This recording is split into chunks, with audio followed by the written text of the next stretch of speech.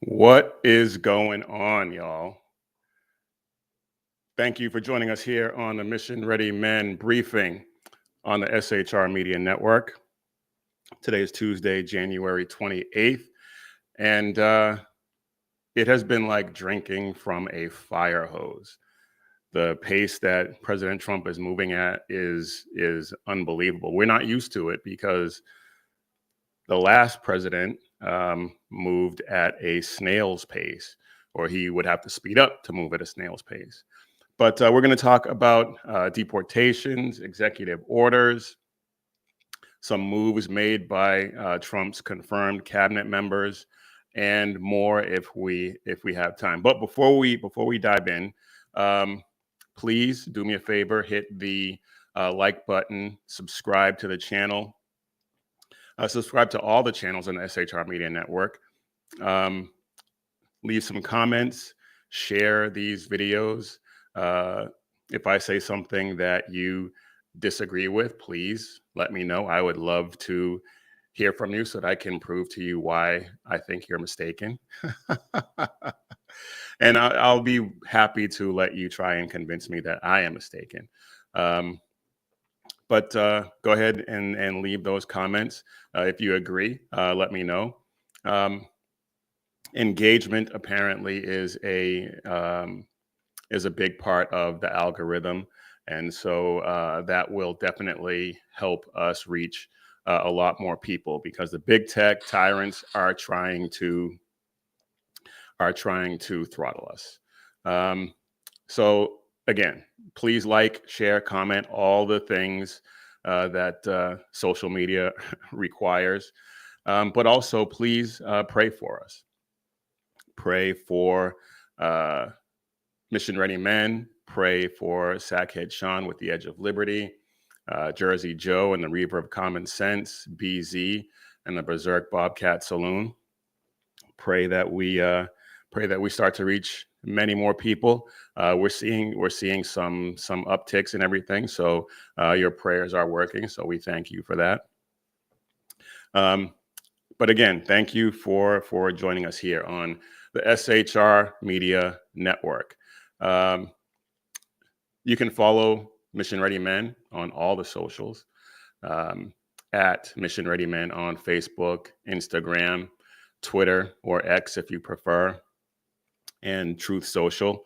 Um, and if you like the shirt I'm wearing, Give Me Liberty or Give Me Death, head over to missionreadymen.com and click shop and check out this design and all the other great designs that we have there. Um, I think that's it. So let's get after it. As I said earlier, it has been like drinking from a fire hose. I try to prepare the show in advance and keep in mind the the news cycle and how quickly things move. And I was up this morning thinking I had done my part to prepare properly, and then there were other things that showed up overnight and this morning, and so I'm going to try and get all those things in. We shall see, but we are winning. Um, it is it's the difference between what we had with um, with Biden's presidency and what we have now in the first week of Trump's presidency. It's like night and day, night and day, and we all knew this was going to happen. We all knew this was going to happen because President Trump loves this country and Biden didn't, doesn't. And it's just amazing, amazing to watch. And President Trump has accomplished more in the first week than Biden accomplished, and Biden and his puppeteers accomplished in their entire 4 years as they tried to destroy this country. The Trump effect is real. I talked about the Trump effect um, before. I mean, even before he was sworn in, the Trump effect we had started to see it take shape. And when you look at all of the things that he's done, and especially around immigration, but even with the economy, he's secured investments from Saudi Arabia. He secured investments from SoftBank, OpenAI. I mean, it's just remarkable how much he has accomplished. And I can't wait to see. It's only been a week. So I can't wait to see what else he accomplishes. But like I said, the investments in our economy, which is going to bring jobs, the immigration issue, immigration numbers are down. The number of contacts that ICE agents have and Border Patrol agents have at the border is down dramatically.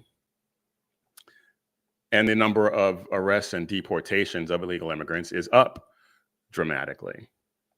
And we could just go on and on, but I want to focus on the deportations and President Trump, Tom Homan, and even Kristi Noem, which we'll talk about here in a second. They're just taking out the trash. And I know people are going to get on me for being dehumanizing and all the other nonsense, but they're criminals. A lot of the people that have been arrested by ICE are murderers, child molesters, rapists, gangbangers, just the dregs of society that if they were citizens, they would just be locked up and the key thrown away. So why would we spend taxpayer money to house them here and to do all the things attendant to that with them here when we can just ship them back? And Tom Homan and President Trump and Kristi Noem are doing just that. And I want to get I got a couple of clips. I got a few clips I want to share with you. The first one, and I've talked about this fool before. His name is Eddie Glaude, and I think he's a professor of some kind of something at some ridiculous university. And let me see if I can find that clip. I thought I had it all ready to go. But Eddie Glaude he's a racist, and he is not very bright. And so I want to share this clip with you. I don't know if I'm going to play the whole thing. I can't remember exactly how long it is. Nicole Wallace is also in it, and she may be yammering about something in the beginning. So we'll fast forward through that if necessary. But Eddie Glaude, he says that Tom Homan is engaged in cosplay and wants to be Bull Connor. And I'm not going to get into all that history. Feel free to look him up because we got a lot to get into. And I just want to get to this because this is ridiculous. And develop and contribute. They're attacking that everyday kid. Okay. Idea that they have created a generation of kids who may have been born here, but who are afraid to go to school, who may be afraid to leave their parents. They may be afraid that every time they go to school, it's the last time they see their mom or dad. Families that are in hiding on this harrowing anniversary of Holocaust anniversary does have a really eerie echo to some. That's right. I forgot about that because I was so focused on Eddie Glaude. I forgot that she actually compared Nicole Wallace, who alleges to be a conservative Republican. We all know she's not. She's ridiculous. But she actually compared taking illegal aliens and deporting them to the Holocaust. Something that Wow. I think people thought, how could that happen? And that could never happen again. We are now on live TV talking about administration and live interviews with their faces showing that says proudly that schools are not off limits. Right. I mean, Tom Homan is engaged in cosplay. He wants to be Bull Connor for our current days. Is that right? And, you know, there's a sense in No, which it's not right. this moral Idiot. question that has animated our politics looms large. And the question that I keep asking myself is, what is the Trump administration asking each of us to consent to? Right. So as we delve into this question, and there are those, like you said, it's the majority of the American people want to get rid of violent criminals who are here illegally. But what are we conceding? What are we consenting to when we say that they can do this to children? When we say that they can attack a 150-year precedent? What are we allowing? And so the question becomes, what are the implications for how we understand ourselves in relation to this moment? All right, that's enough of that guy. Just these people, I really don't understand what somebody like that, what they're saying makes no sense. Between Nicole Wallace talking about the Holocaust, we're not killing anyone. We're taking the violent criminals, rapists, murderers, gangbangers, drug dealers, people who have been arrested and have deportation orders already. We're going and getting them and shipping them back to their home countries. How does that possibly equate to a Holocaust? If you can explain it to me, please be my guest. It makes absolutely no sense. And so we have those two morons yammering about Holocaust and racism. But then we have my man, Scott Jennings. And he has just been on a tear lately. And he has been letting these leftists absolutely have it on CNN. And one of the things that came up last night, it was all over social media that Jim Acosta was leaving CNN because he got demoted and shipped off to the midnight hour. And but I didn't see any announcements from CNN or him. But this morning, apparently, he confirmed that he is leaving CNN. So they need to replace him with this guy because he has been on fire lately. And he's talking to I can't remember her name, but she's another moron. But here he is letting them have it. And as usual, he's spot on and he pulls no The reason punches. Donald Trump had to resort to these tariffs and sanctions and punishments today is because the president of Colombia refused to accept a flight of migrants. He said he wouldn't take them. Donald Trump said, we're going to enter the F around and find out portion of this conversation. And he hit him with sanctions and tariffs. And now tonight, the Speaker of the House, Mike Johnson, says Congress is going to back him up on that. He's putting Colombia, he's putting the rest of this hemisphere on notice that you are not dealing with the same president that you were. You're dealing with someone who is taking illegal immigration seriously. Now, within an hour of making that threat, the president of Colombia said, whoa, whoa, whoa, I'll send my own plane to pick these people up. So obviously, he got their attention. I don't think there's actually going to be any tariff war between the United States and Colombia, because as long as they come get their people, I doubt Donald Trump's going to end up tariffing them, and they won't tariff us. And they'll have learned a valuable lesson that Donald Trump is taking immigration, illegal immigration, seriously. This is real leadership, but it sends a message to everybody else in the hemisphere. Do not test us. This is not Biden and Harris. This is Trump and Vance. We mean business. And, you know, happened under Barack Obama. Actually, he deported millions upon millions of people, and I don't have any recollection of the U.S. economy collapsing. Yeah, he goes on in there to talk about how people are saying that the economy will suffer if we deport all of the illegal aliens because they're doing the jobs that Americans don't want to do, blah, blah, blah, and that will have a disastrous effect on the economy. And he's saying Obama deported a bunch of people, a bunch of illegals, and the economy was just fine. Well, as fine as it could be under him, because he did a lot of damage to the economy as well.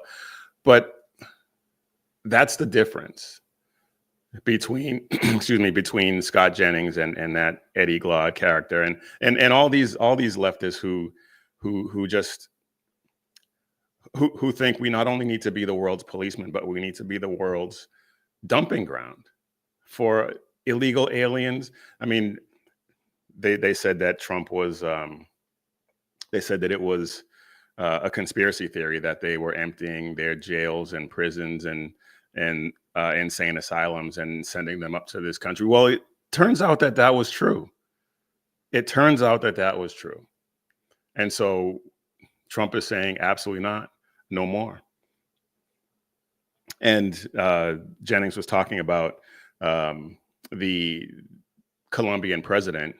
And there's another clip I want to get to, but we'll get to that after this, since Jennings mentioned it there. The Colombian president initially refused, as he said. And he wrote this whole 2 or 3 page social media post that was posted. I don't know if it's still up because I haven't been able to find it again, where he was just completely disrespectful to Trump and completely disrespectful to the United States. And within an hour after Trump said, you know what, fine, 25% tariff on all your exports. And then in a month, 50%. And of course, people like Harry Sisson and these are the leftists talking about, well, we're going to get into a trade war with a tariff war with Colombia. Come on.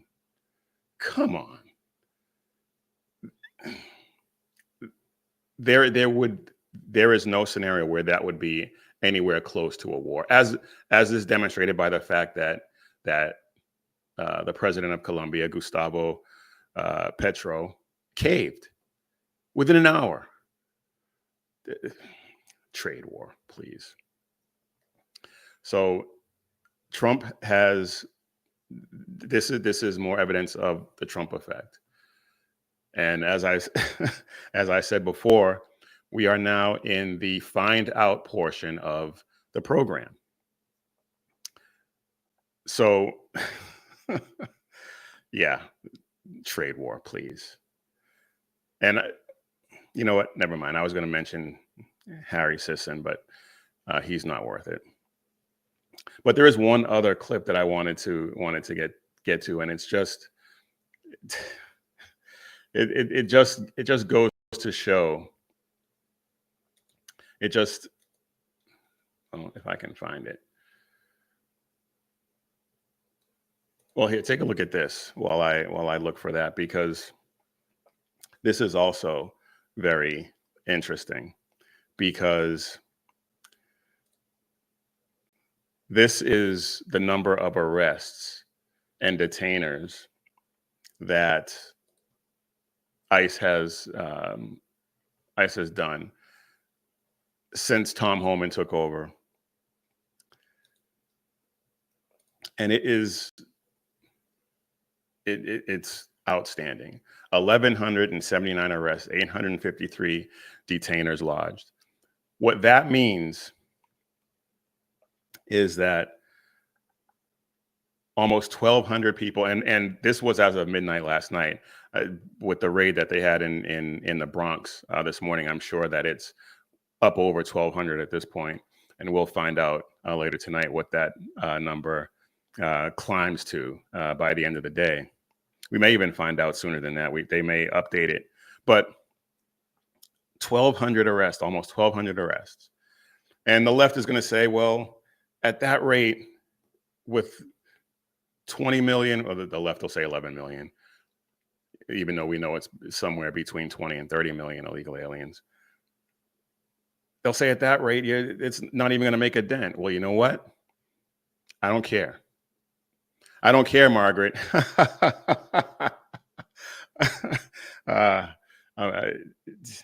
That was J.D. Vance, and I'm going to get to that. I'm going to try to get to that later on. But yeah, it really,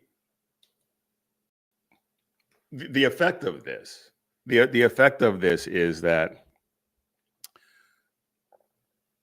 yeah, that number is going to be small compared to the number of illegal immigrants, illegal aliens that are in this country. But a lot of them are going to self-deport. We have reports now that a lot of people, a lot of them have decided to self-deport. And if they self-deport before they get a detainer or before they're arrested for anything, they're free to come back legally. They are free to come back legally. Now, these people have been arrested, and the detainers and stuff like that, they're done. They can never come back legally. Or I think maybe it's 10 years before they can try or something like that. I can't remember. Like I said, I don't care. Just get them out. And I got into it on social media last night with somebody about this, because it's allegedly unchristian to want to get these people out, because we're supposed to love our neighbor and all this other stuff. And yes, that's true. But at the same time, there are consequences. Just like there are consequences to sin, because hell is hot, there are consequences to breaking the law. And Jesus never Jesus never indulged people in their sin. He never said it was okay. He forgave them and then told them to go and sin no more. But if you break the law, there are consequences to breaking the law, and you have to pay them. And according to some of these people who said that it's unchristian to want to deport these people, tell me you never read the Bible without telling me. It's just,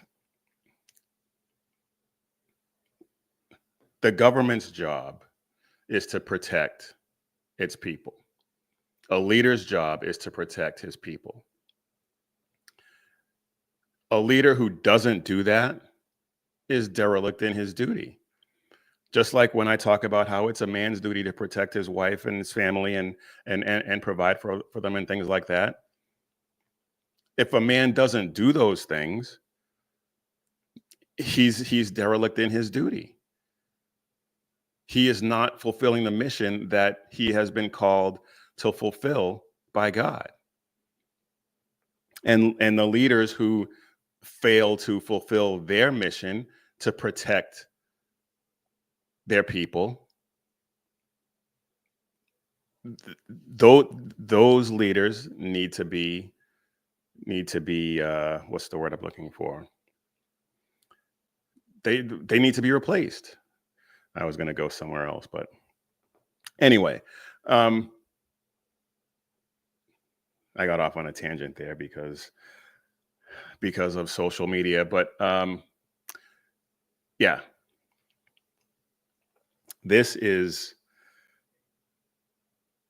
President Trump is doing everything that he said he was going to do, and he's doing everything that he is supposed to do. And I couldn't be happier about it. All right. After that tangent, let me go ahead and move on, because I was pretty long-winded there. President Trump has had some confirmations of his cabinet picks. John Ratcliffe, CIA director. Pete Hegseth has been confirmed as the Secretary of Defense.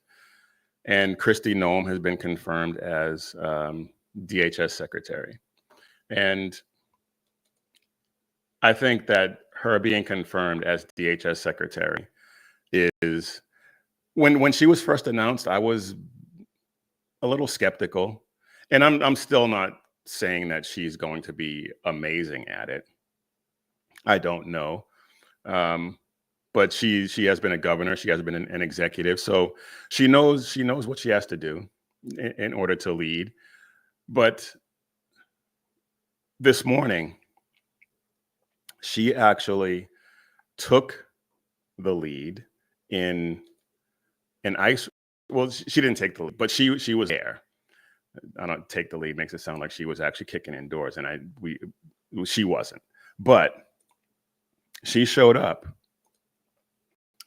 and here she is, and I just think this is outstanding. Here she is in protective gear as ICE is getting ready to raid some sites in Brooklyn, in the Bronx, excuse me. That is a beautiful sight. Can you imagine Mayorkas doing anything like this? Of course not. Absolutely not. While his officers were getting shot at and beaten up and being destroyed in the press, he was off shopping at some ridiculously overpriced men's shop. Dan Bongino let him have it over that a while ago. But here's Kristi Noem, DHS secretary,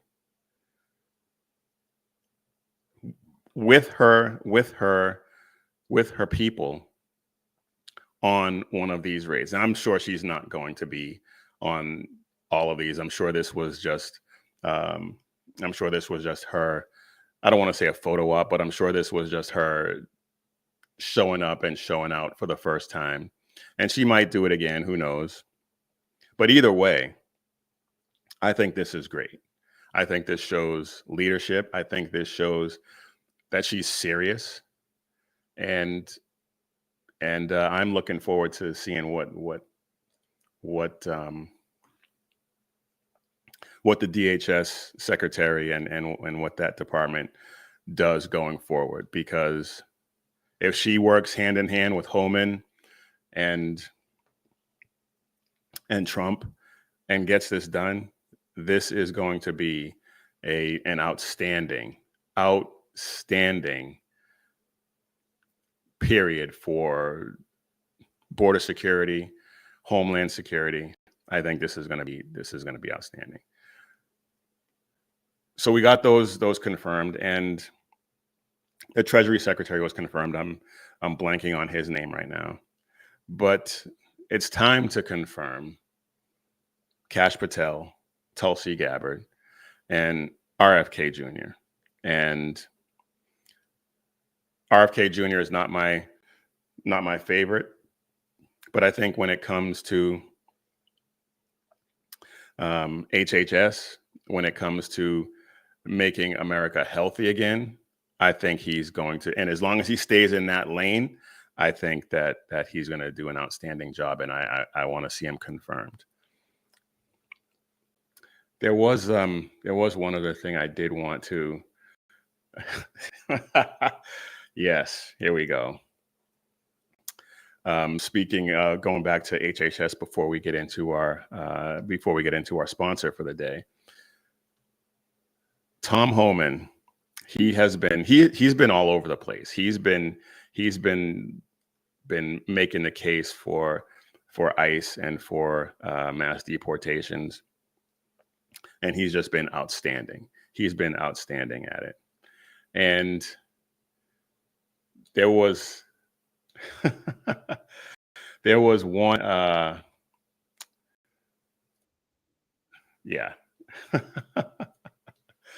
there was one arrest. I think this was in Boston. That they've been all over the place, so I'm not sure. They may say something about it in this clip, but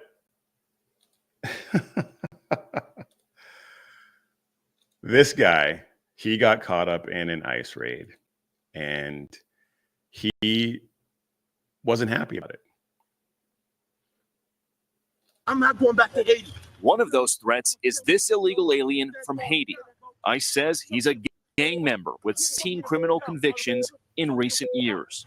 Trump, you feel me? Yo, Biden forever, bro. 17 Thank convictions. Obama for everything that he did for me, bro. First, Tom, when you see that video, I'm curious, what do you think? Well, he's wrong. He's going back to Haiti. I can tell him that. And look, I've said it on this network.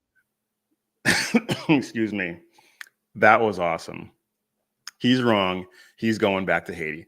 But something that they said in the beginning of that, why was he on the street?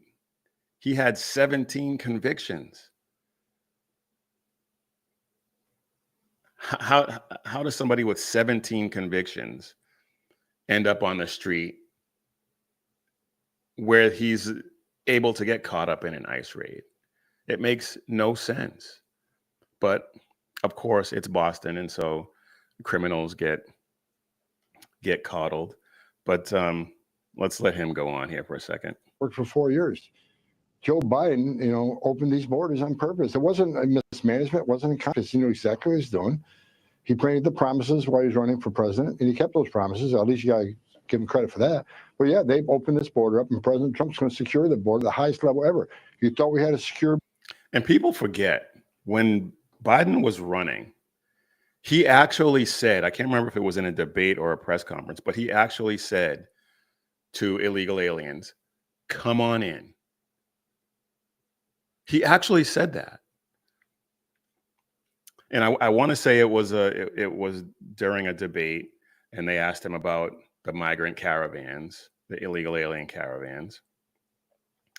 And he said, come on in. And then not too long after that, there were some of these aliens showing up with Biden t-shirts on. People forget that. That open border was a policy, and it was done purposefully. I don't know why people have a short memory, and it wasn't that long ago. Border before. Watch what happens now. It'll be the tightest border in the history of this nation, and ICE officers are finally getting the handcuffs taken off them, and they're going to put them on the bad guys throughout the country.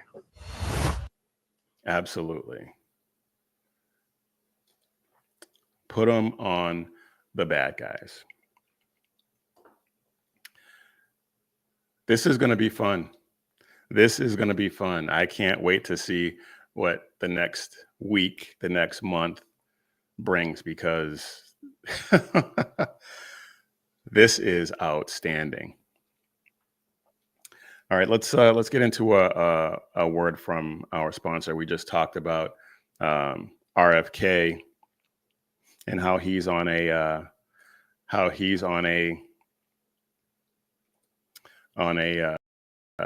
mission to make America healthy again. And when you look at, and my wife and I have been on this for a while now, when you look at the ingredients in some of the food that is available in this country and illegal in other countries, it is a scary, scary proposition. And it's not just the packaged processed junk that people eat, but it's also in the beef, in the meat that we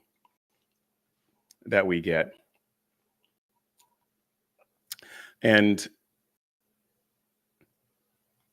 you can't trust, if you do trust any of the food that you're getting and is certified by the USDA and all that other stuff, you shouldn't, because you can't trust what's in your meat. Now, we know what's in ours at My Freedom Beef, because it's only good stuff. 100% Angus cattle, not just certified, but 100% Angus cattle. There's The beef at My Freedom Beef has no antibiotics, no hormones, and no mRNA vaccines. That is huge. Our beef is raised in a pasture and grass-fed. And yeah, there are other beef options, beef box options out there, but My Freedom Beef is the only one that can say that they are Patriot owned with superior 100% Black Angus cattle genetics. We all deserve to be able to afford to feed our family with meat that we can trust. So see why 20,000 Patriots a month are switching to My Freedom Beef to get the finest beef in America sent to your door at unbeatable prices. Check out our sponsor, myfreedombeef.com/Jackson today.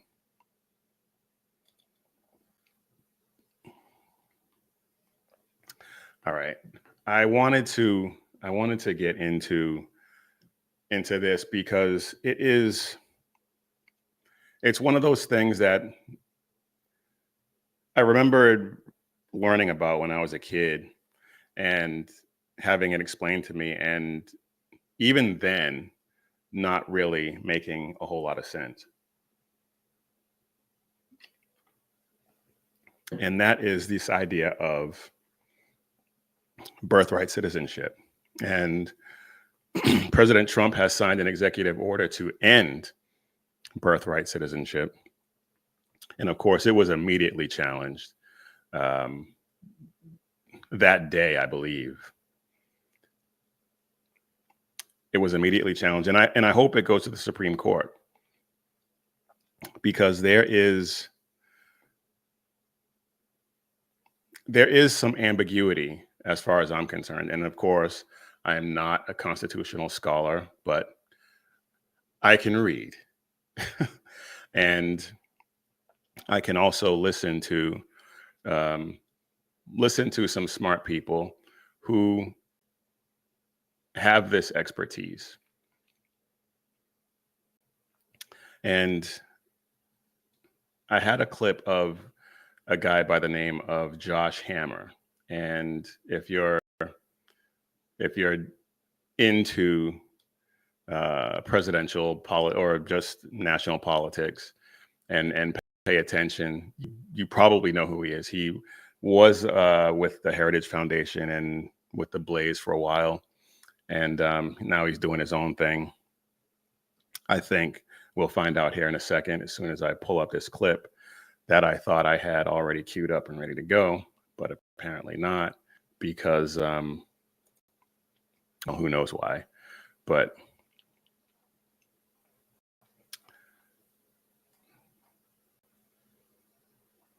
okay, maybe I don't have it.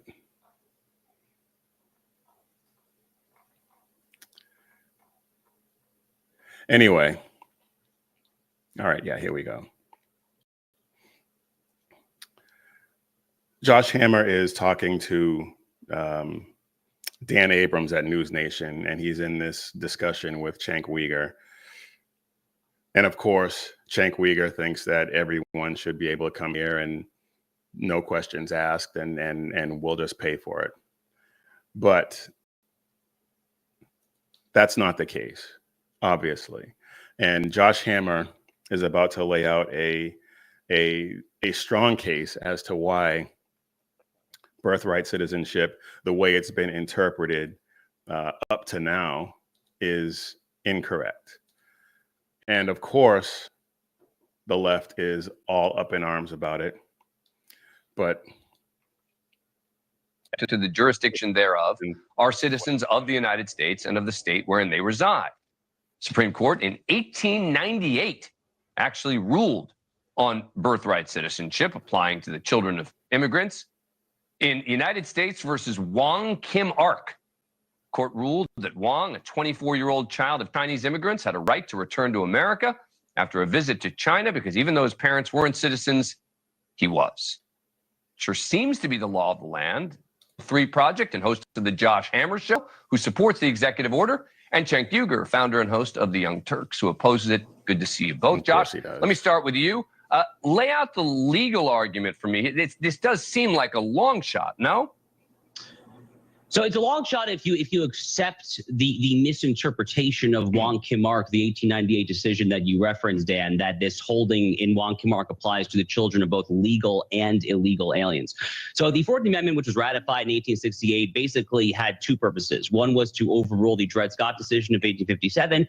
The other was to constitutionalize the Civil Rights Act of 1866, which was on constitutionally dubious ground until the 14th Amendment 2 years later. If you look at the text of the Civil Rights Act of 1866, you basically have that exact same language that you just read, but instead of sub to the jurisdiction thereof, the framers of that particular statute said, and not subject to any foreign power. So when you fast forward then 2 years and you listen to the men like Lyman Trumbull of Illinois and Jacob Howard of Michigan, who are actually the leaders in the Senate who drafted this 14th Amendment there, they were saying that this was actually not just territorial jurisdiction, it is complete political allegiance there. Wong Kim Ark then took that to apply to children of legals, but it definitely said nothing about children of illegal Josh, aliens. It does seem to me what you're doing is you're doing a constitutional interpretation, not on the words of the statute, but the intent, right? Which I thought that was something conservatives don't like to do, right? They like to look at the words, not on what the intention was of various individuals who are involved in passing it. No, I'm looking at the original public meaning of the phrase. I'm not trying to be a textualist. I think you're trying to draw a distinction between textualism and originalism. Textualists would look at the exact words of a phrase, perhaps in some sort of isolation. Originalists would look at what the original public meaning was. And again, we know from Lyman Trumbull, Jacob Howard. And that's what I wanted to bring that up, because we do the same thing with the Second Amendment, because a lot of people will say that in the Second Amendment, when they talk about militias, and anyway, before we get off into the Second Amendment, because I will get off on that, what he's talking about is territorial jurisdiction versus political jurisdiction. And when the 14th Amendment talks about the subject to the jurisdiction thereof, as Josh Hammer laid out in that segment, the original intent was political jurisdiction, and territorial jurisdiction applies in certain instances. You can't hurt people, you can't steal from people. That type of thing is territorial jurisdiction. When you're talking about illegal aliens, they have no political allegiance to this country. They're here to suck up all the benefits. They're here to commit crimes. And so to suggest that illegal aliens who committed a crime by coming here, they committed a crime as soon as they crossed the border illegally, therefore they are criminals. They're subject to the territorial jurisdiction, but they have no political allegiance, obviously, like I said, to this country. And so what we need to do with them is get them out and send them back to the place where they send them back to the place that has political jurisdiction over them. And that's what the president of Colombia just found out that we were going to do. And of course he caved to President Trump, and that sent a message around the world. Look, we're getting these people out, and you have to take them back because you have political jurisdiction over them. They are subject to your jurisdiction. They're only subject to territorial jurisdiction here, and our territory is our territory, and we're kicking them out. Period. End of story. And I just think that to me, it's obvious. To me, it's obvious after doing some research on the subject. And again, I'm not a constitutional scholar by any means, but as I said before, I can read, and it's going to be interesting to see what the Supreme Court says, because it's going to get to the Supreme Court. And Thomas and Alito, we know they're going to side with Trump on this. The other justices, and we know that Sotomayor, Jackson, and Kagan, we know that they're going to side against Trump. And so the other three, Kavanaugh, Gorsuch, and Barrett, that's going to be a toss-up. That's going to be a toss-up. And I just hope that the White House counsel and the lawyers who go and present this case to the Supreme Court, I hope they make some compelling arguments. Because if it gets struck down, that's going to be a blow. That's going to be a blow to the president's agenda, and we don't want that. We absolutely do not want that. All right, I got a couple of more things I do want to get to, and let's take a look at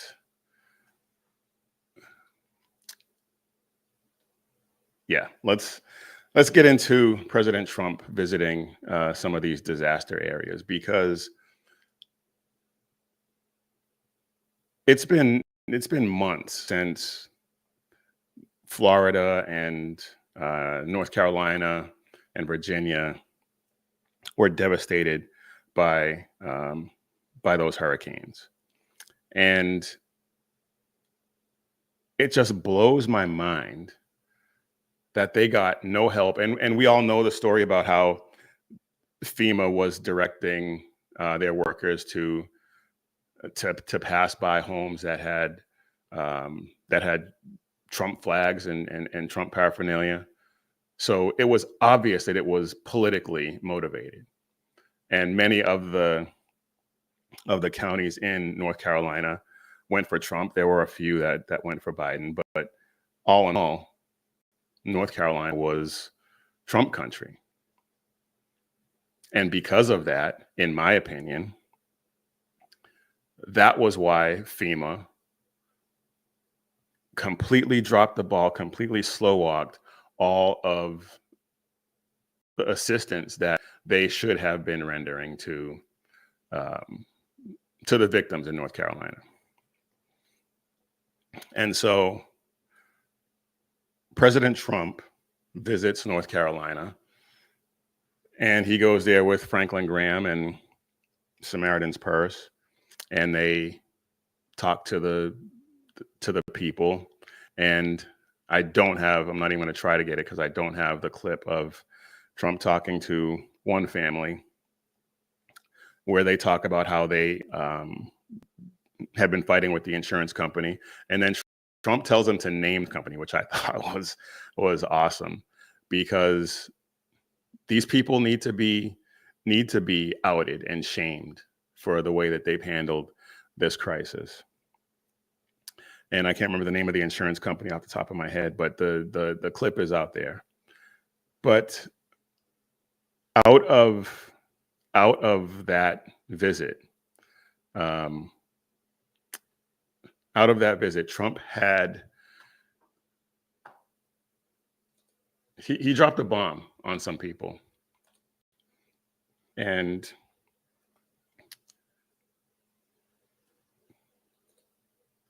he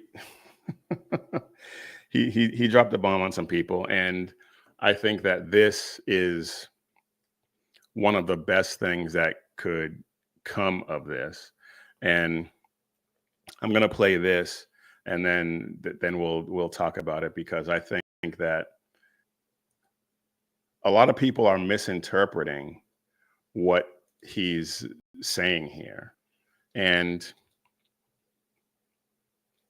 it's not that, well, just take a look at this, and then we'll talk about it. Says fundamentally reforming and overhauling FEMA, or maybe getting rid of FEMA. I think, frankly, FEMA is not good. I think when you have a problem like this, I think you want to go and whether it's a Democrat or Republican governor, you want to use your state to fix it and not waste time calling FEMA. And then FEMA gets here and they don't know the area. They've never been to the area, and they want to give you rules that you've never heard about. They want to bring people that aren't as good as the people you already have. And FEMA's turned out to be a disaster. FEMA has been a very big disappointment. They cost a tremendous amount of money. It's very bureaucratic, and it's very slow. Other than that, we're very happy with them.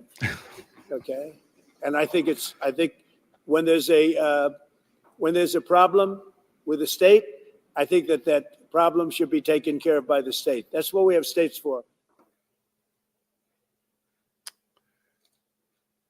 And of course, he is 100% correct. And from a libertarian perspective, and this is something that a lot of libertarians advocate for, and I think that there's a lot of merit to it, is decentralization. And when you have FEMA based out of Washington, or when you have anything based out of Washington that's supposed to be taking care of states thousands of miles away, things are going to get missed. It's just not an efficient way to do things. And so I think getting rid of FEMA, breaking up FEMA, putting the recovery of these disasters in the hands of the states, and they try to.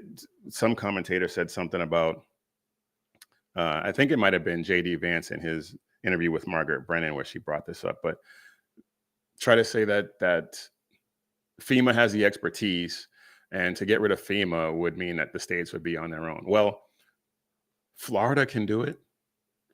Florida has been doing it for years. It can be done at the state level. And yes, they get federal aid when disasters strike, yes, but Governor DeSantis and governors before him have handled these things.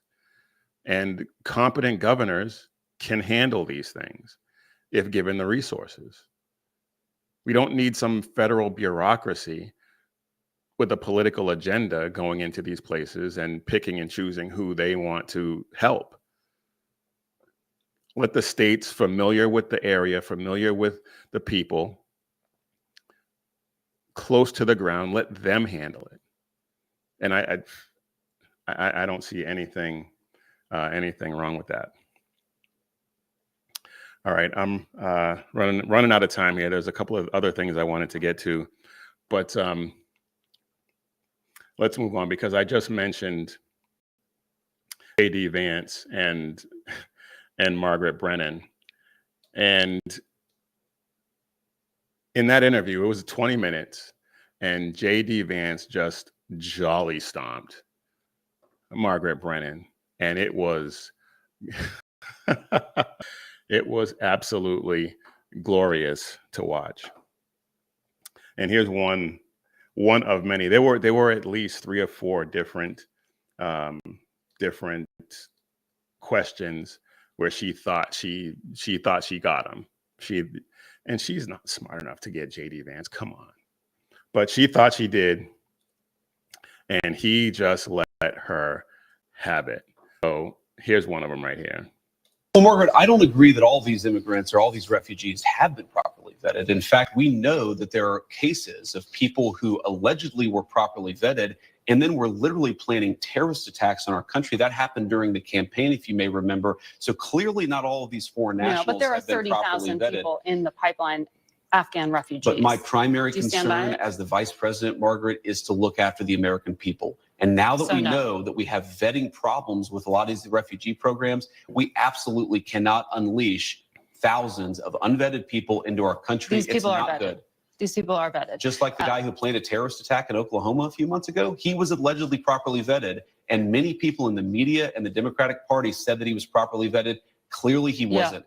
I Yeah. don't want my children to Mhm. share a neighborhood with people who are not properly vetted. And because I don't want it for my kids, I'm not going to force any other American citizens' kids to do that either. No, and that was a very particular case. It wasn't clear if he was radicalized when he got here or while he was living here. I don't really But- care, Margaret. I don't want that person in my country. And I think most Americans agree with me. That was that's going to be a meme. It probably already is. I don't care, Margaret. And nobody does. If you're planning a terrorist attack, we don't want you here. If you're dealing fentanyl, if you're human trafficking, get out. Get Out. And that one line, "I don't care, Margaret," is awesome. And that is, I think JD Vance is going to be a meme machine over the next 4 years. Seriously, because that was absolutely amazing. All right, one last thing I wanted to get to before we go, because I am running out of time. People who know me know that I am a huge comic book nerd. I read Spider-Man, Batman, Superman, Green Lantern, all when I was a kid, all of them. And Spider-Man was my favorite. But I read all these comic books. I was a fan of Captain America, the Hulk, Thor, you name it.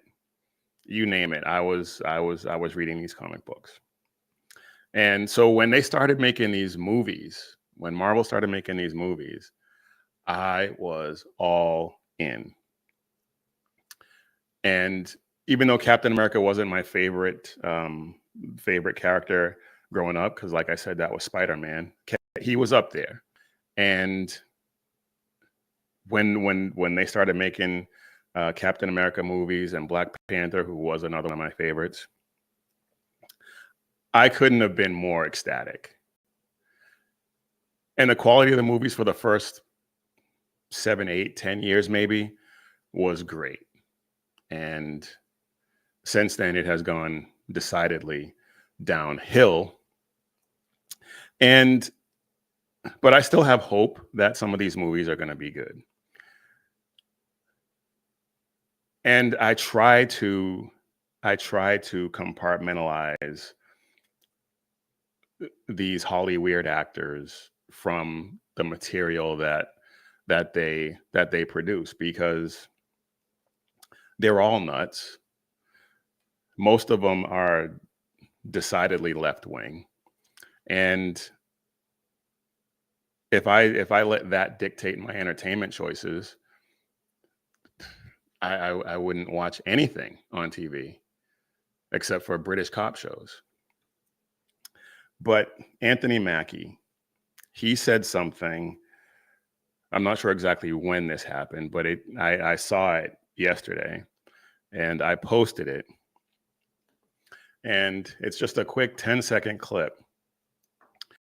But I want you guys to hear this, and then you can make your entertainment choices accordingly.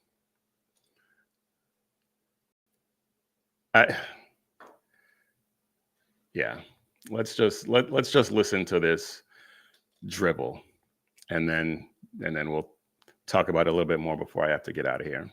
For me, Captain America represents a lot of different things, and I don't think the term, America should be one of those representations. Okay.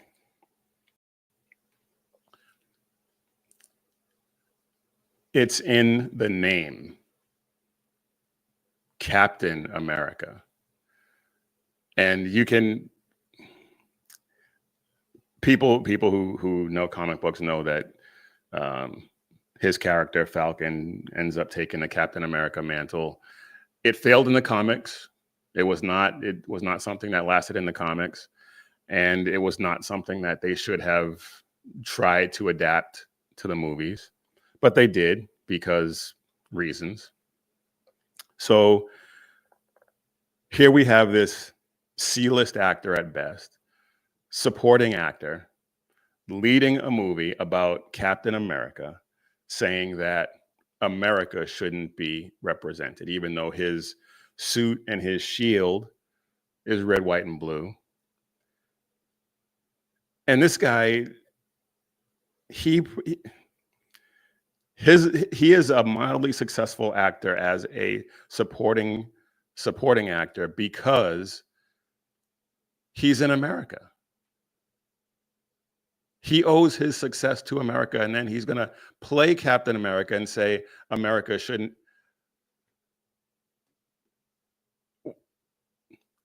What? Of course, it doesn't make any sense because these people are stupid. And I haven't gone to the movies in a long time. I wasn't planning on going to the movies to see this. Don't waste your time. Don't waste your money. Wait till it comes on some free streamer. And if you want to watch it, and I'm even struggling at this point whether I actually want to, even though I've seen all of them. And at this point, maybe it would just be a hate watch at this point. I don't know. But I saw that last night and it royally pissed me off because this guy owes all of his opportunities to America. And he's going to say something like that. Anyway, folks, I am over time. That is all I have for you today. I will try to do better on the next one. Please remember to hit the like button, subscribe, share these videos, because we want to spread the word of God, spread the gospel of Jesus Christ and the message of hope and liberty to everyone that we possibly can, because we want to preserve it for our future generations. And like I said, if you like the shirt I'm wearing, head over to missionreadymen.com, click shop, and check out this design and all the other great ones that we have that show a message of faith and patriotism. missionreadymen.com, shop 7 Armors. But as always, folks, when seconds count, the police are only minutes away, but the Lord is right there with you. So keep your prayers going up and your head on a swivel. God bless.